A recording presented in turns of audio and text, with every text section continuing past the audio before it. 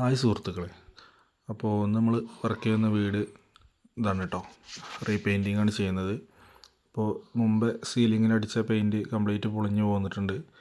അതുപോലെ ചുമരിൽ കുറേ വിള്ളൽ വന്നിട്ടുണ്ട് കേട്ടോ. കണ്ടമാനം വിള്ളൽ വന്നിട്ടുണ്ട്. അപ്പോൾ അതൊക്കെ നമ്മൾ ക്ലിയർ ആക്കിയിട്ടാണ് 2 കോട്ട് പെയിൻറ്റ് അടിക്കുന്നത്.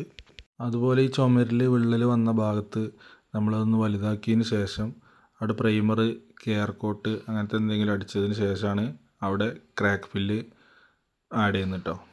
അതിന് ശേഷം നമ്മൾ ഒരു കോട്ട് പുട്ടി വലിച്ചു കൊടുക്കുക.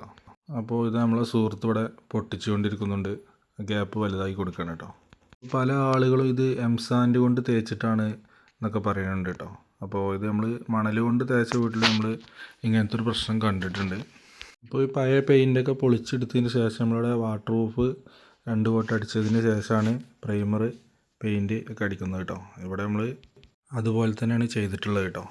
അപ്പോൾ നമ്മളെ വീഡിയോ ആദ്യമായിട്ടാണ് നിങ്ങൾ കാണുന്നുണ്ടെങ്കിൽ പേജ് ഫോളോ ചെയ്ത് കൂടെ കൂടിക്കോളി. അടുത്തൊരു വീഡിയോ ആയിട്ട് നമ്മൾ ഉടനെ വരാം. ഓക്കെ.